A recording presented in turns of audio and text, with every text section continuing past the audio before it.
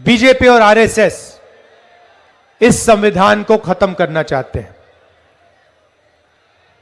वो चाहते हैं कि चुने हुए लोगों का हिंदुस्तान हो, अरबपतियों का हिंदुस्तान हो और इस देश में गरीबों के लिए कुछ ना बचे। लिकर स्कैम, सबसे बड़ा भ्रष्टाचार दिल्ली में केजरीवाल जी और उनकी पार्टी ने किया है। साफ पानी नहीं मिलता है, रोजगार नहीं मिलता है, महंगाई बढ़ती जा रही है। यह है केजरीवाल जी की राजनीति। शीश महल, नफरत का हिंदुस्तान नहीं चाहिए। हम नफरत का हिंदुस्तान नहीं होने देंगे। हमें डर का हिंदुस्तान नहीं चाहिए और इस हिंदुस्तान में कोई नहीं डरेगा। देवेंद्र यादव जी, परवेज हाशमी जी, शकील अहमद खान जी, आसिफ मोहम्मद खान जी, शोएब दानिश जी, नाजिया दानिश जी, हमारी कैंडिडेट अरीबा खान जी, स्टेज पे कांग्रेस पार्टी के वरिष्ठ नेता, हमारे प्यारे कार्यकर्ता, भाइयों और बहनों, आप सबका यहां बहुत बहुत स्वागत, नमस्कार। कैसे हैं आप? मूड कैसा है आपका? ठीक है। दो विचारधाराओं की लड़ाई हिंदुस्तान में हो रही है। एक तरफ नरेंद्र मोदी, मोहन भगवत, आरएसएस और दूसरी तरफ कांग्रेस पार्टी। बाकी पार्टियां विचारधारा की पार्टी नहीं है। सिर्फ दो विचारधारा की पार्टियां हैं। एक है बीजेपी और आरएसएस और दूसरी है कांग्रेस पार्टी। इस बात से आप सहमत हैं? इस बात को एक्सेप्ट करते हो ना?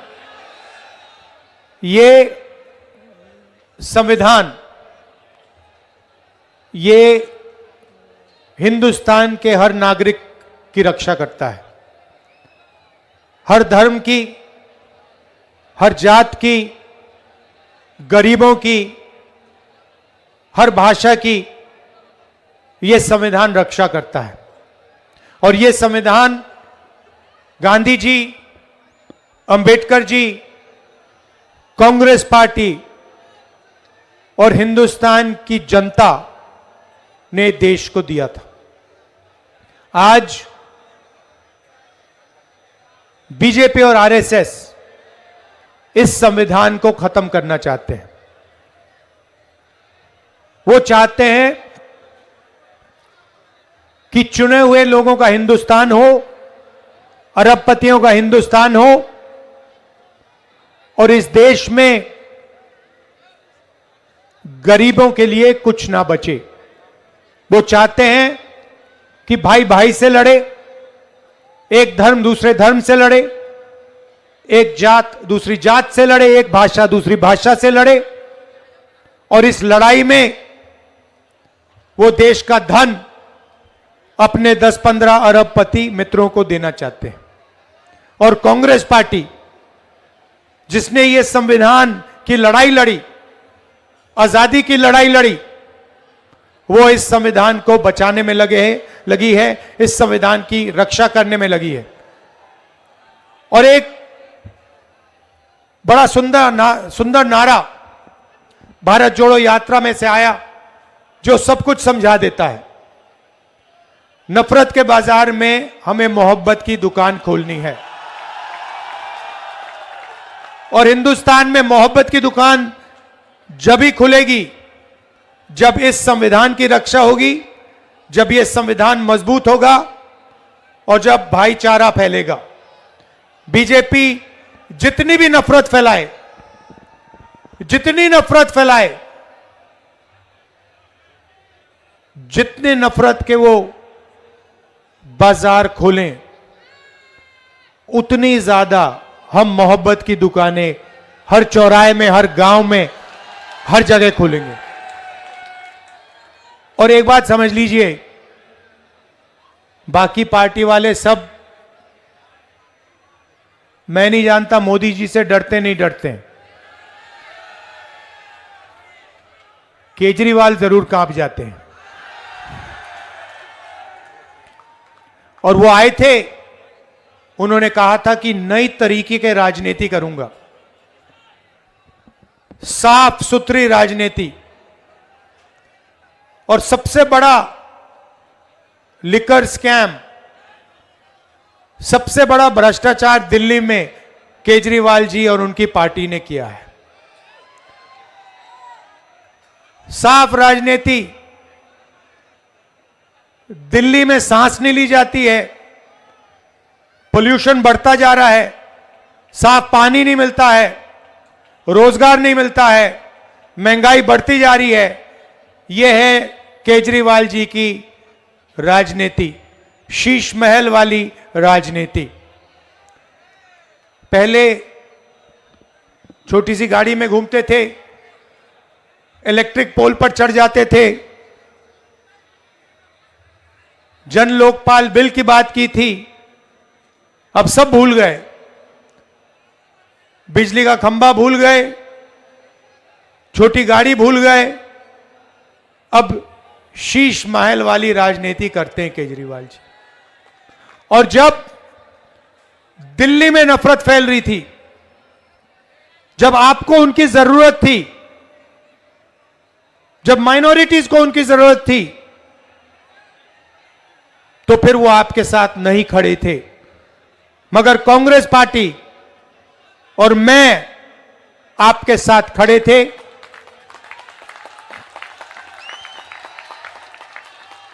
आप देखिए, बात समझ लीजिए, हमें नफरत का हिंदुस्तान नहीं चाहिए, हम नफरत का हिंदुस्तान नहीं होने देंगे। हमें डर का हिंदुस्तान नहीं चाहिए, और इस हिंदुस्तान में कोई नहीं डरेगा। ना गरीब डरेगा, ना माइनॉरिटी के लोग डरेंगे, ना दलित डरेगा, ना आदिवासी डरेंगे, ना किसान डरेंगे, कोई नहीं डरेगा। और जितना ये डर फैलाने की कोशिश करेंगे, जहां भी एक डर फैलाने की कोशिश करेंगे, हम इनके सामने खड़े होके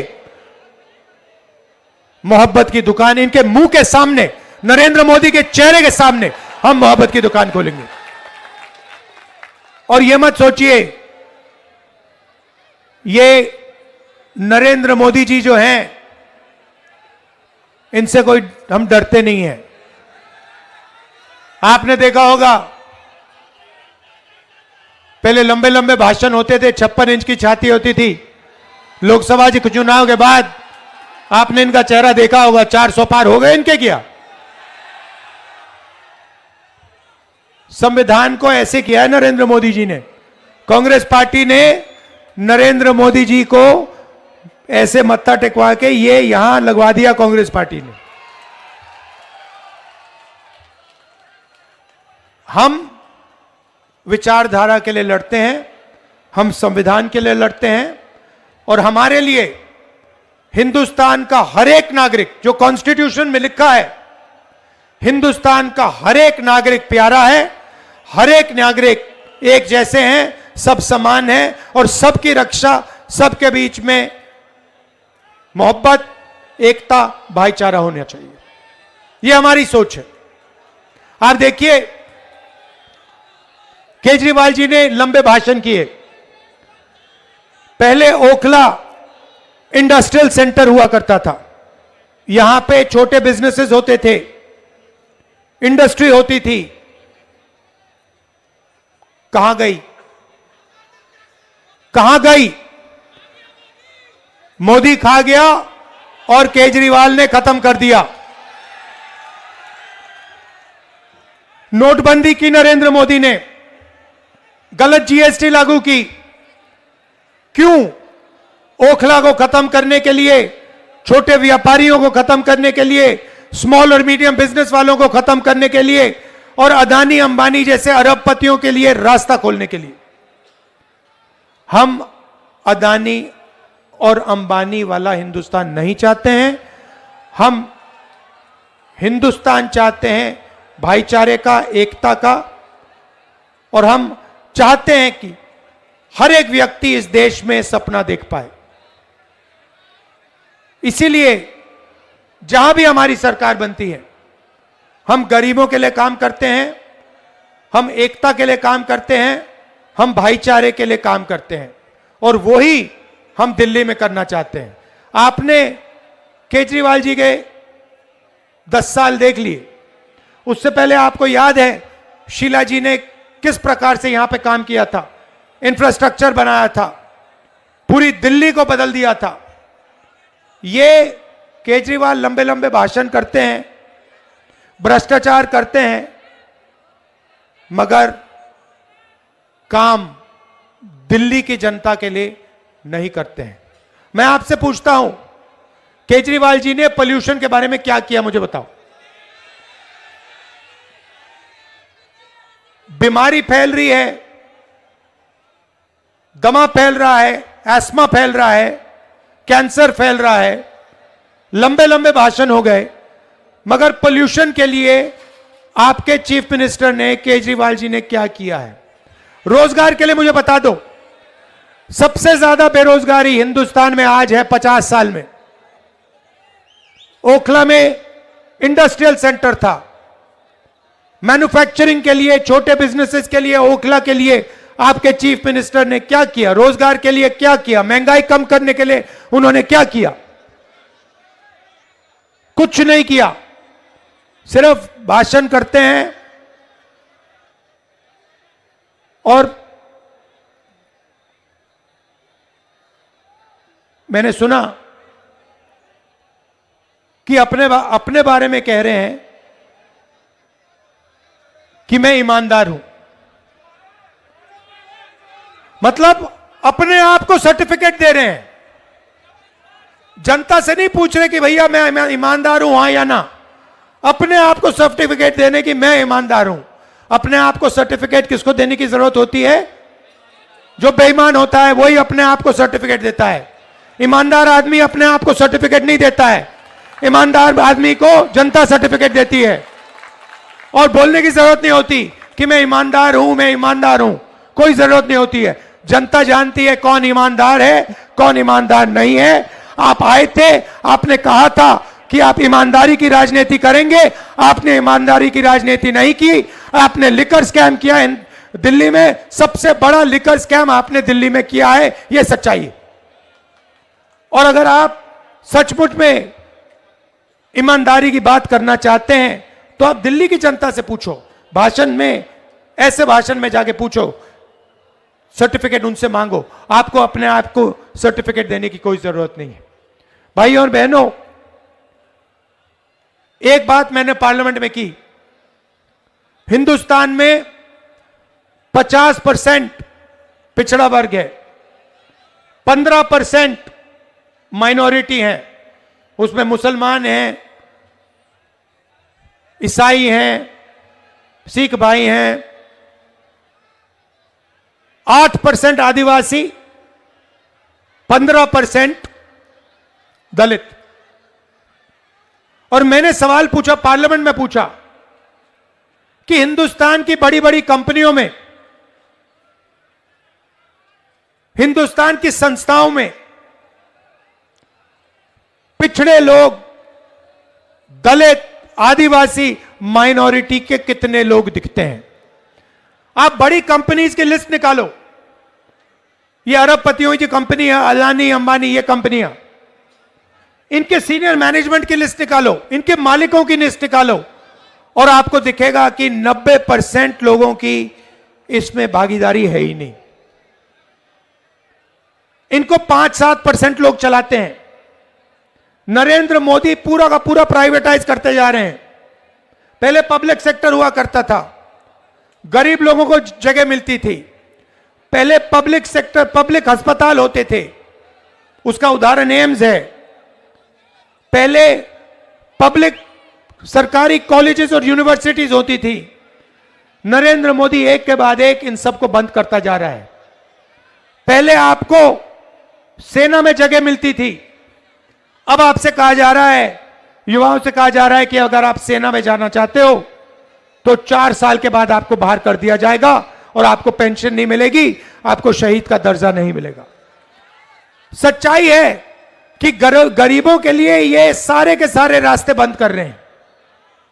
अरबपतियों के दरवाजे के लिए दरवाजे खुल रहे हैं। अंबानी जी को ये अस्पताल, colleges, universities, infrastructure, airport, port, ये सारा का सारा पकड़ा रहे हैं। एक के बाद एक, एक के बाद एक। डिफेंस इंडस्ट्री पूरी की पूरी अदानी के हाथ में कर दी है। और आप लोग लाखों रुपए शिक्षा के लिए देते हो, आप मेहनत करते हो, आपके बच्चे यूनिवर्सिटी में हैं, कॉलेज में हैं, कितने पैसे दिए आपने? कितने पैसे दिए बच्चों के एजुकेशन के लिए, शिक्षा के लिए? लाखों रुपए आप देते हो। आपके जेब में से निकलता है, अदानी जैसे अरबपतियों के जेब में जाता है, और फिर बाद में आपको पता लगता है कि भैया हमने, बच्चों ने कॉलेज की डिग्री ले ली, इंजीनियर बन गए, सिविल इंजीनियर बन गए, पता लगा नौकरी नहीं मिलती। दिल्ली रेलवे स्टेशन में एक इंजीनियर मुझे कहता है, लाल शर्ट पहनी हुई थी उसने, कुली का काम कर रहा था, और उसने मुझे कहा, राहुल जी मैं सिविल इंजीनियर हूं, सिविल इंजीनियरिंग की डिग्री है, लाखों रुपए मेरे पिता ने दिए हैं मेरी शिक्षा के लिए, और आज मैं कुली का काम कर रहा हूं। यही भविष्य है हिंदुस्तान के गरीब लोगों का।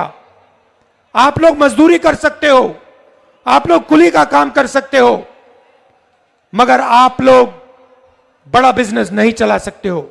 आपके लिए सारे के सारे दरवाजे नरेंद्र मोदी जी ने और केजरीवाल जैसे नेताओं ने बंद कर रखे हैं। कांग्रेस पार्टी हमेशा गरीबों के लिए काम करती है। आप हमारे किसी भी स्टेट में देख लो, किसानों का हम कर्जा माफ करते हैं। कर्नाटक में महिलाओं को, तेलंगाना में महिलाओं को फ्री का बस टिकट देते हैं। हर महीने महिलाओं के बैंक अकाउंट में कांग्रेस पार्टी की सरकार पैसा डालती है। तेलंगाना की सरकार, कर्नाटक की सरकार, जहां भी हमारी सरकार बनती है, हम गरीबों की मदद करते हैं, उनकी रक्षा करते हैं। यही हमारी विचारधारा है और यही हम दिल्ली में करने जा रहे हैं। आप हमारे कैंडिडेट को पूरा समर्थन दीजिए। जिताना है, अब जिताओगे? जिताना है, हां, भारी बहुमत से जिताना है इसको, ठीक है? और सही मेहनत करनी है तुम्हें। शाबाश, नमस्कार, जय हिंद, जय संविधान।